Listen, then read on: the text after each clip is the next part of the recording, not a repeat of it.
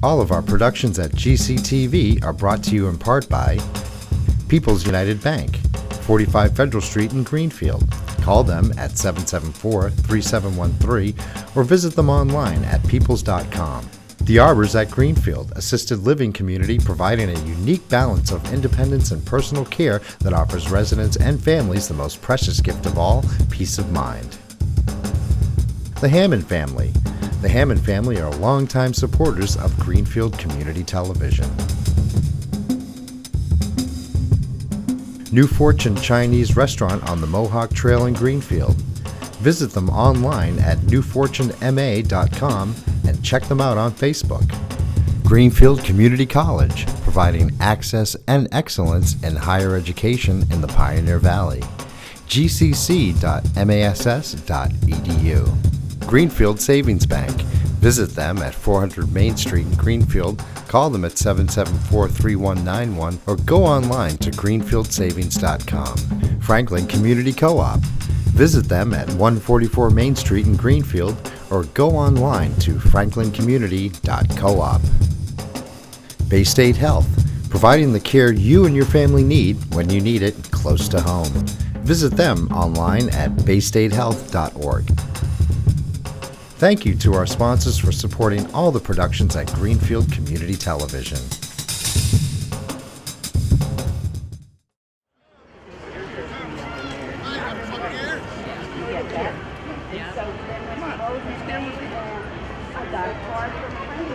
I know you're a long-time friend, Don.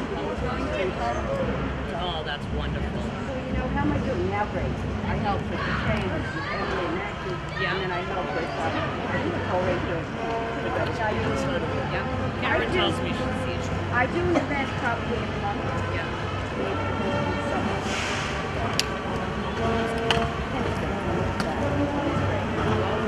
Oh, here we are. Turn off your volume, please. Woo!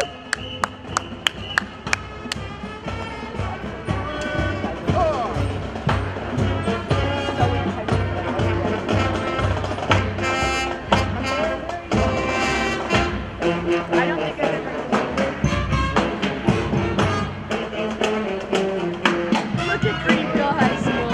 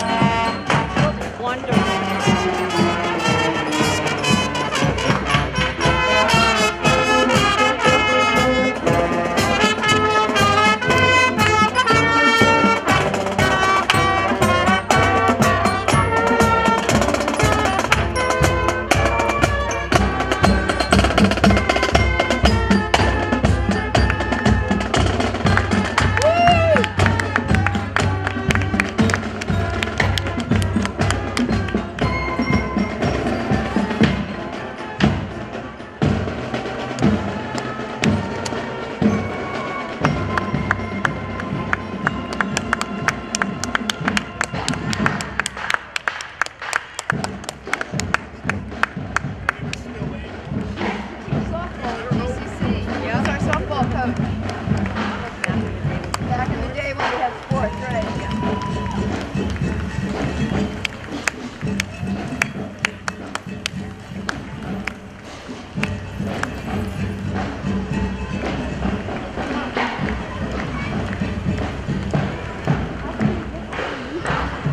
I know it.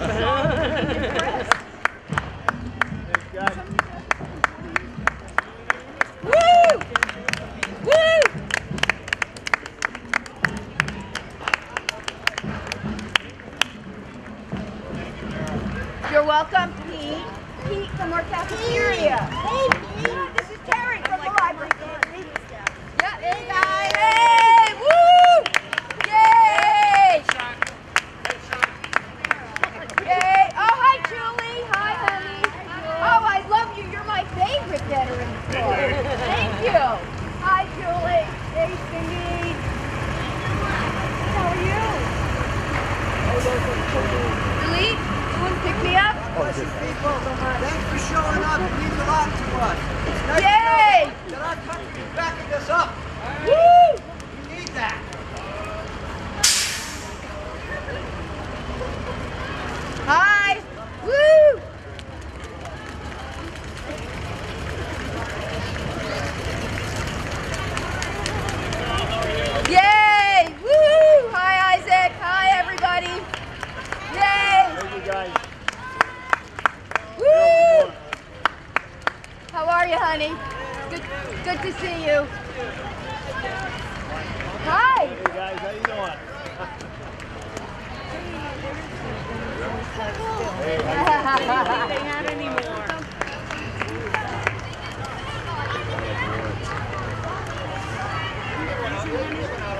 I'm not. I'm pretty warm. I'm Nancy cold. Yeah. But I'm not cold. Hi, how you doing? Hey, hi! Woo! Still at it, buddy. He should be here somewhere. Usually here with you. Yeah, Hang out with Dad. Hi, how you doing? Yay!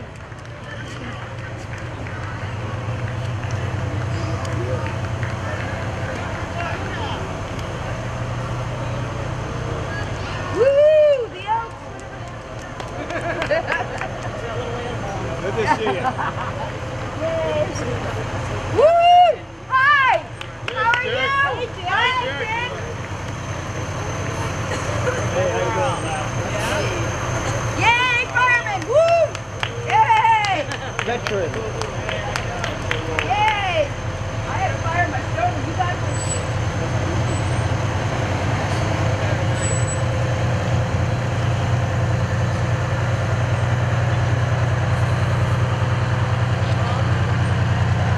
Yay! Remember when the parade used to last hours? I said to Louise, when I started coming here, this parade was half hour and 45 minutes. Now it's 2 hours. I want to thank you all for coming on this, supposed to be more beautiful than this day. At least we didn't have rain. As we gather to thank our nation's veterans, there are several groups I'd like to recognize for participating today. The members of American Legion Post 81 from Greenfield, VFW Post 417 from Greenfield, the Disabled American Veterans Chapter 33, our Vietnam Veterans Representatives, VetNet from Greenfield Community College, the Recover Project veterans, the Boy Scouts, our Greenfield High School band, and finally, I'd like you to give a big welcome to VFW Post 3295 out of South Deerfield that provided our color guard today, and they'll be providing our firing detail.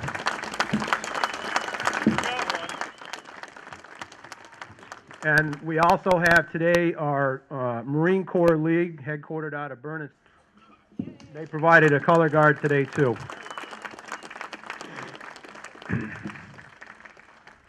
So if you'll first off join me in saying the Pledge of Allegiance this morning.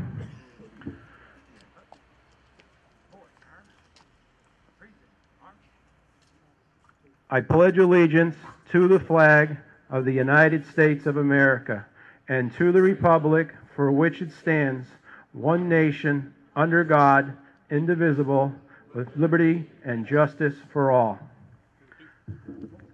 Before we introduce our guest speaker, I'd also like to thank our local elected officials, Mayor Martin, one of our best veteran supporters that's out there, and our representative out of Peru, who, from what we understand, doesn't have internet up in Peru, Representative Paul Mark, and our city council members that showed here today. I'd like to introduce to you Dr. William Doyle. I'll give you a short introduction on him. Dr. Doyle was born and raised in Massachusetts. He graduated from Boston College and the New York Medical School and did his internship at St. Elizabeth's Hospital in Boston. He was drafted by the Army in 1963. He was first stationed at Fort Dix, New Jersey. A lot of us love that place.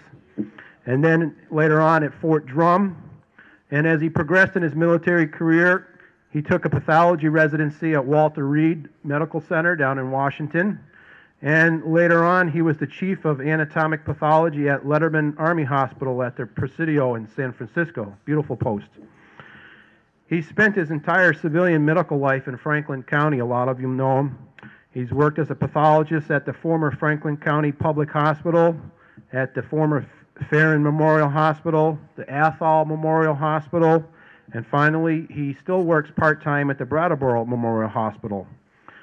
Locally, he served as the Franklin County and State Medical Examiner from 1974 to 2008. He's been a member of the Greenfield Board of Health for 10 years. He was a trustee of the Vietnam Memorial, you see here to my left, to help get that built. And if that isn't enough, he's been married to his wife, Doris, for over 50 years. And be ready, he has 5 daughters. Count them, 5. God bless them. So without further ado, I'd like to welcome Dr. Doyle, please. Well, it's a real honor and pleasure to address you people. Is this okay? Oh, okay.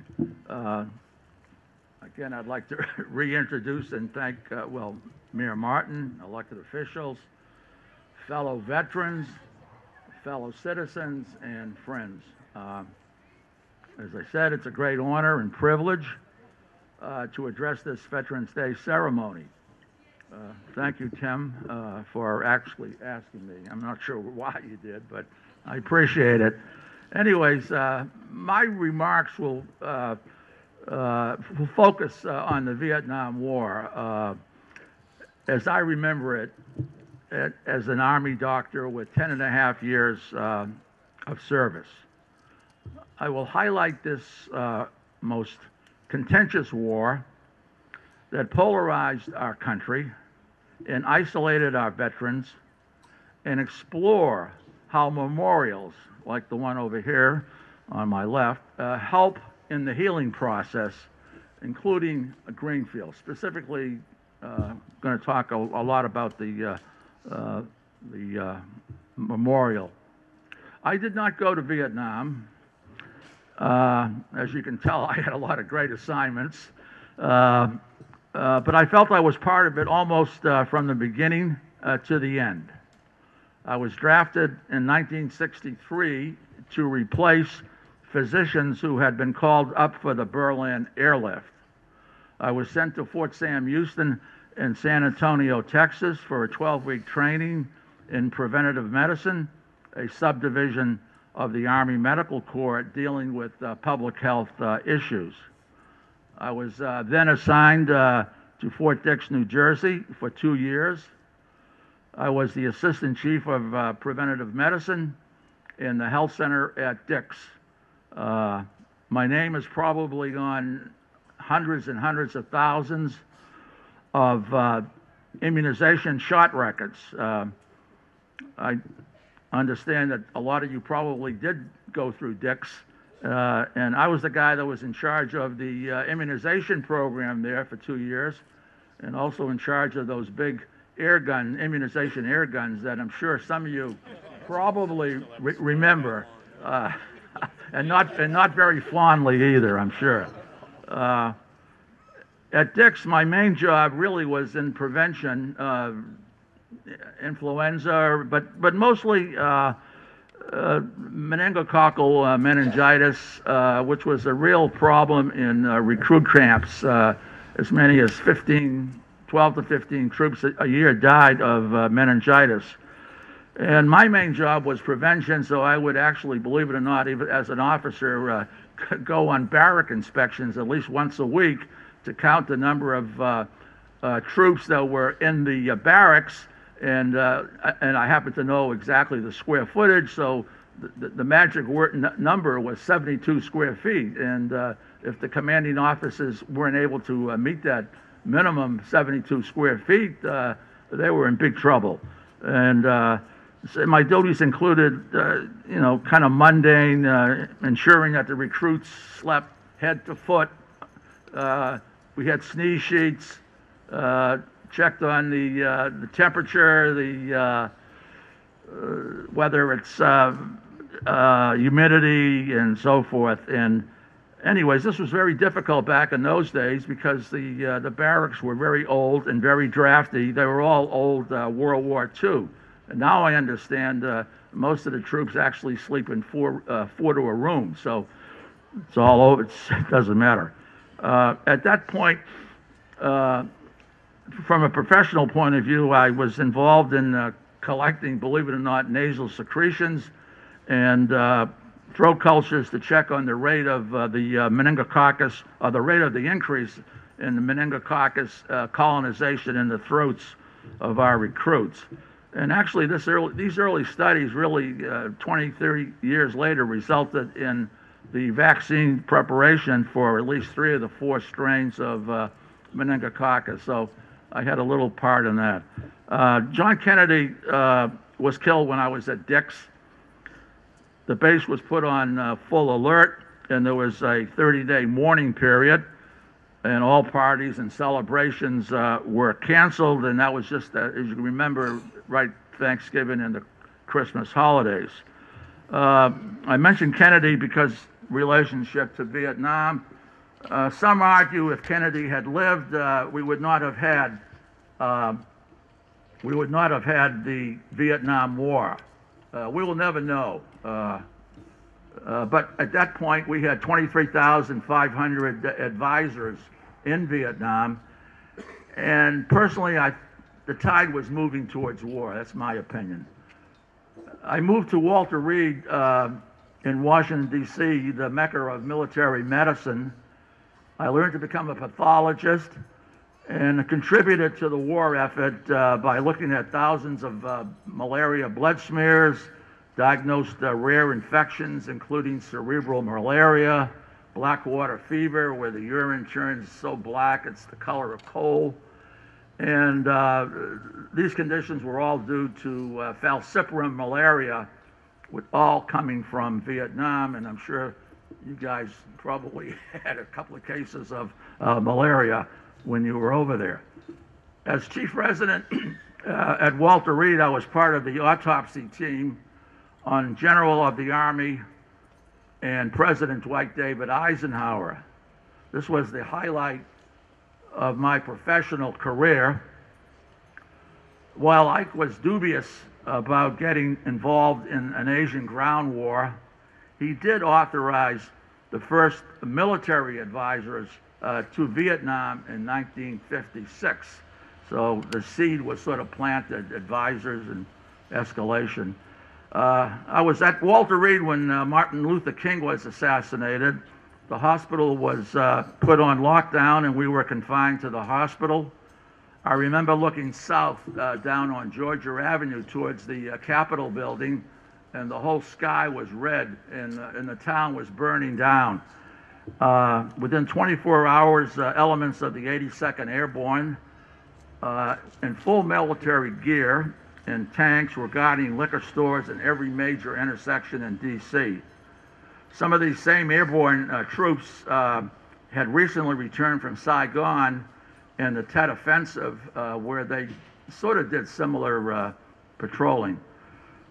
My most lasting memory of Walter Reed was observing thousands of GIs with orthopedic injuries, single and double amputees, occasional triple amputees, filling the hospital wards after wards, and getting excellent care and rehabilitation from dedicated Army nurses and physical therapists.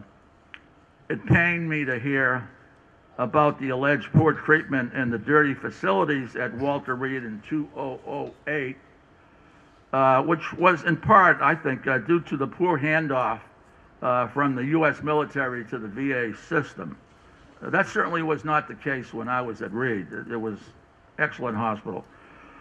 I was transferred to Letterman Army Hospital on the Presidio, another great assignment, where I was chief of anatomic pathology, and I supported the medical mission of the Army. Over the years, I had to perform autopsies on soldiers that mysteriously appeared in our morgue at the Letterman Hospital. Some were accompanied by criminal investigators, officers, and they were mostly to rule in or rule out forensic issues. And I used to open the body bags to smell the stench of death and the sweet, pungent odor of the jungle. And that odors I never forgotten. And that was the nearest I got to Vietnam. At this point, I would like to take a few minutes to talk about the Great Divide in our country. I would like to give personal testimony to that Great Divide. I was stationed, as I said, at the Letterman Hospital at Presidio, and on a weekly basis, thousands of anti-war activists would throw themselves against the gates, the Lombard Street gates of the Presidio. Lombard Street becomes the crookedest street if you know anything about San Francisco. I was also required to go to the Moffett Hospital at the which was part of the University of San Francisco Medical Center. We had to go through Golden Gate Park. Frequently, we would encounter protests when we stopped at a light. People would jump on our bumpers and threaten to overturn our car.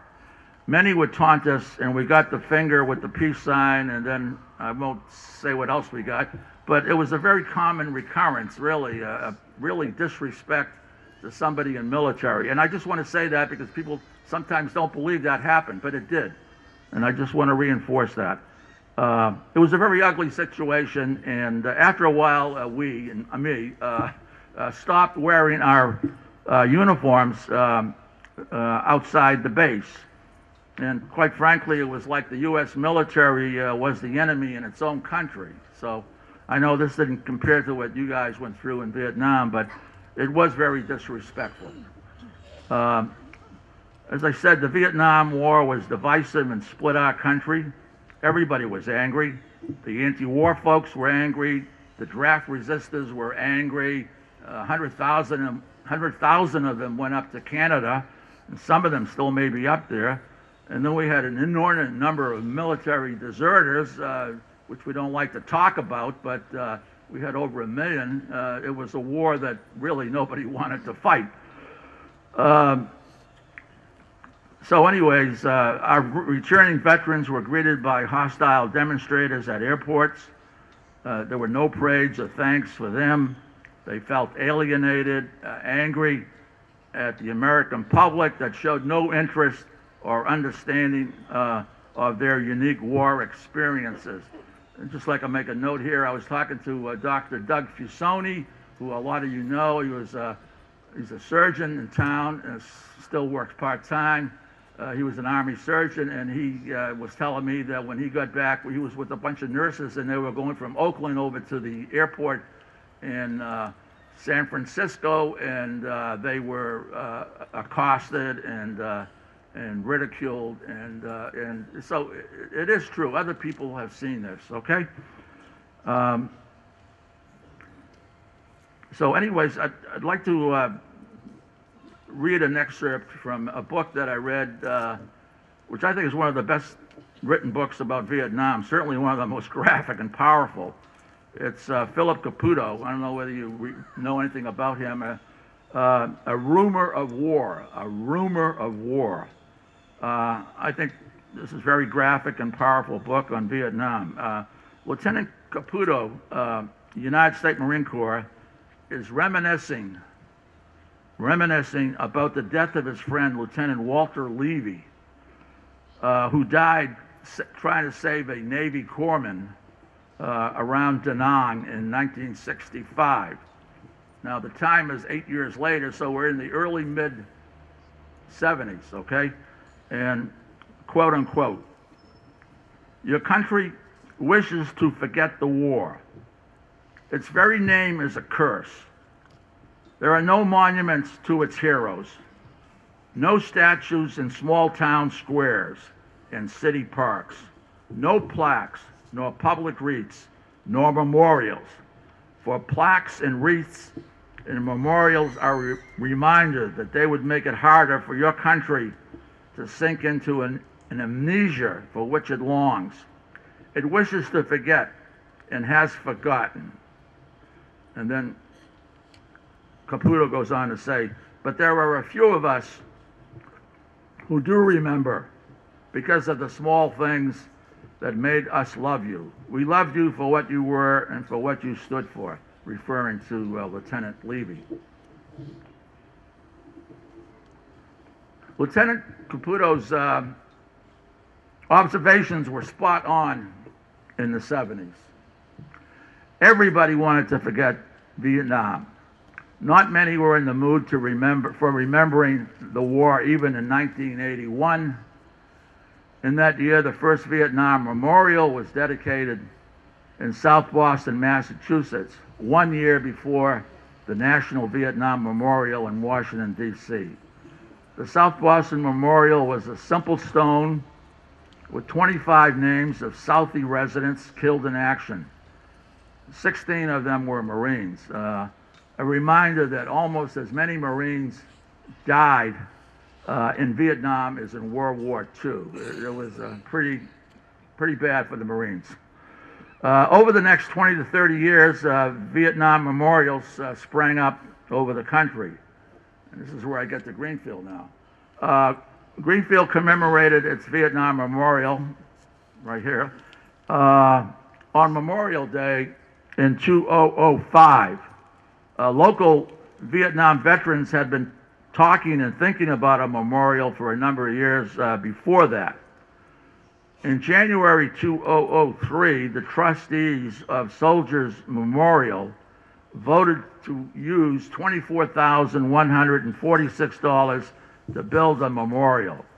The money was from an unspent grant from the Massachusetts Foundation for the Humanities and town money for repairs of the Civil War Memorial on the Common.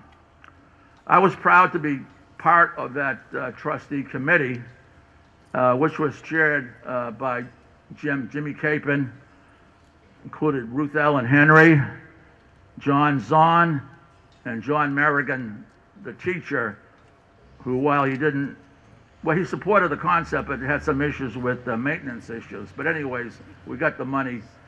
And then the Vietnam Memorial Committee was chaired by Bill Phelps, Vice Chair Fran Yastrzemski, Bill Martin, the mayor, Dave Morey, and Charlie Loven.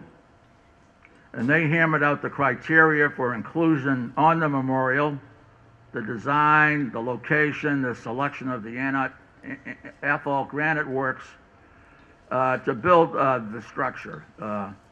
The committee, I think, did an excellent job, and we should all be proud of what they did. There are 310 names on our monument who served or died in Vietnam, and they're right here. To me, the number seems high for a relatively small town of 18,000. This may reflect that Greenfield was a blue-collar working-class town. By and large, the children of the working class and the inner city fought the war in Vietnam. The establishment, the so-called best and the brightest, that got us involved in Vietnam did not send their sons and daughters to Vietnam. In fact, the sons and daughters were in the forefront of the anti-war movement. Members of the Vietnam Committee who served in combat felt very strongly about the inclusion of Shakespeare's Band of Brothers speech from Henry V on our monument. I think Fran Yastrzemski was particularly vocal to get this on. And you can see the last line is, you can't see it, but I'll read the last line. The last line reads, "For whoever has shed his blood with me shall be my brother." That's very, very powerful. The same sense of bonding is echoed by Philip Caputo. Again, we mentioned him before, talking about, was there anything decent in Vietnam? And I quote, "Such devotion, simple and selfless, the sentiment of belonging to each other was the one decent thing we found in a conflict notable for its monstrosities." Powerful stuff, too. We had a blank back wall on the monument, and I asked the committee to consider a simple statement for the next generations how the Vietnam War was so different from all others. They agreed, and so we have, and I won't read the whole thing, but basically dedicated to those Vietnam veterans who endured the horrors of war and returned home to find little respect and support from a divided nation. I also want to bring to your attention a sentence on the front of the monument: "In grateful appreciation to all who served worldwide during the Vietnam era." an acknowledgement that 4 times as many veterans also served but did not go to Nam. I thank the committee, and especially Billy Phelps, for being inclusive with that statement. To the question, do memorials help our estranged veterans? I'm not sure, but I think so. I see more campaign ribbons on the windows and bumpers of pickup trucks. More vets are wearing military combat ribbons on their baseball hats. And more veteran vanity plates I see on cars, saying in effect, yes, I was proud to serve. That's what the message is on the plates. Finally, just one more paragraph. Finally, we should not confuse the war with the warrior. Our veterans should never again be disrespected. Policies like the domino theory, regime change, nation building should be challenged, and at the very least, the leaders who advocate such policies should be made to send their children and grandchildren to war. Thank you.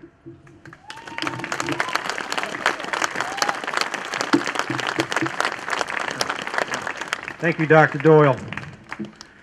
If our 2 commanders would place the wreath.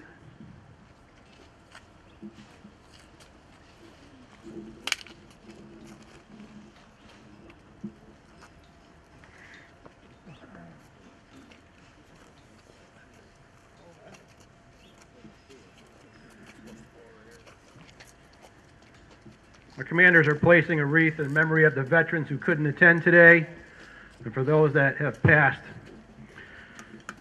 After they place the wreath, we'll have firing of the color guard.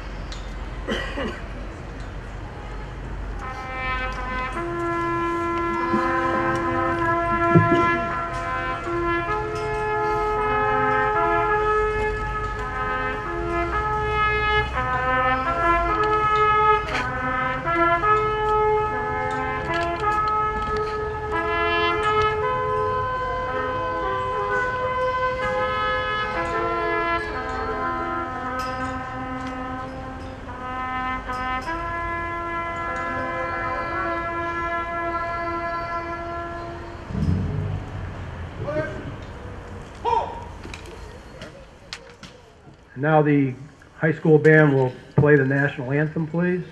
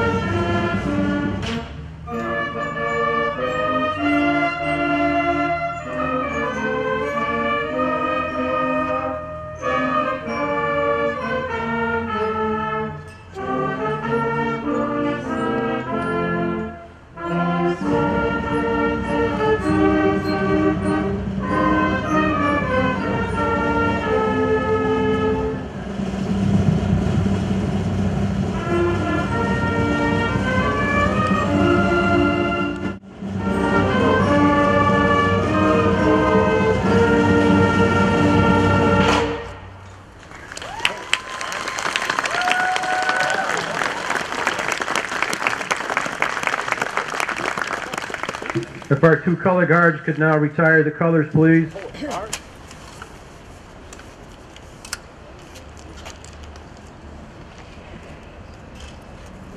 Right, mate.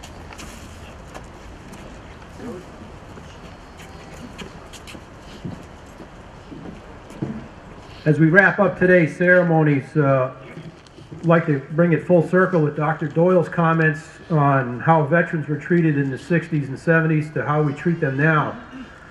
Many of you know that we've moved our veterans office to a more higher profile space, a larger space. We've incorporated some new initiatives there. And today I'd like to announce that under the cooperation of the Central Franklin District, Greenfield, Leiden, and all the other towns in Franklin County will now become one veterans district effective next July. We've been planning this for several years. All the towns have voted, and Greenfield will take the lead in this, and we'll be servicing all the other towns in Franklin County. So we're hoping that this will give all the veterans in the county one voice. Veterans issues can be addressed as one voice when we go to our politicians for help. This representative here has been very helpful for us.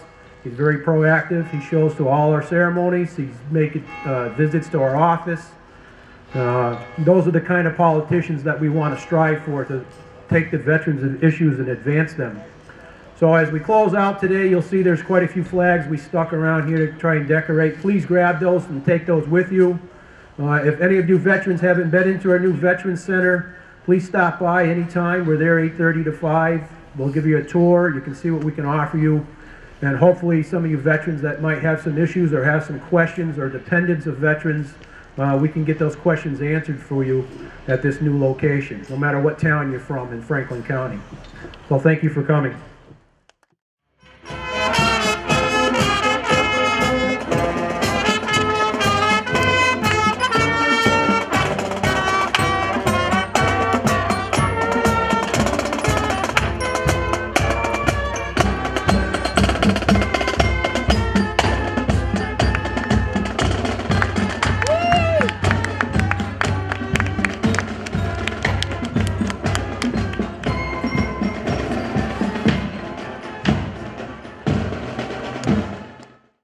All of our productions at GCTV are brought to you in part by People's United Bank, 45 Federal Street in Greenfield.